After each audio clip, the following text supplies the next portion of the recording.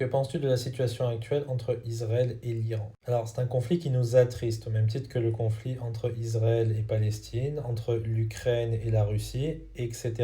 C'est juste que vu qu'il y a Israël dans l'équation, eh bien, il y a très souvent beaucoup plus de pleurniche qui est associé, et tous les évangéliques s'agitent parce qu'ils croient encore, malheureusement, que cet Israël est encore l'Israël de Dieu. Alors que le vrai Israël de Dieu, depuis 2000 ans, c'est l'Église. C'est extrêmement simple à comprendre, il suffit de lire l'épître aux Galates par exemple. On n'a absolument pas à soutenir Israël ou l'Iran ou la Palestine. On n'a absolument pas d'alliés de ce côté-là. Non, nous sommes pour la paix et nous soutenons les chrétiens persécutés premièrement. Nos prières se portent vers eux, pourquoi? Pour qu'ils connaissent le Seigneur Jésus-Christ et que leur âme soit sauvée. Parce que tout le reste ne sert strictement à rien si vous n'êtes pas sauvé. Est-ce que ça veut dire du coup que la fin est très très très proche? Bah pas forcément, puisqu'il y aura des guerres et des rumeurs de guerre, Jésus a dit, mais ce n'est pas encore la fin. Il faut que certains événements se déroulent, notamment la venue de l'Antéchrist et du faux prophète, et je ne les ai toujours pas vus aux informations. Je ne sais pas vous, dites-le moi en commentaire sinon. Non, l'important est de ne pas paniquer, hein. Vous êtes dans votre pays, occupez-vous de ce qu'il y a autour de vous déjà, portez vos prières pour ce peuple-là, et ensuite, eh bien, passez à autre chose. On ne doit pas porter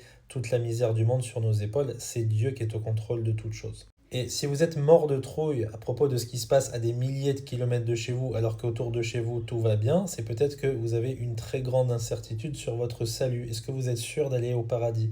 Est-ce que vous êtes sûr que quand le Seigneur revient, il vous enlèvera?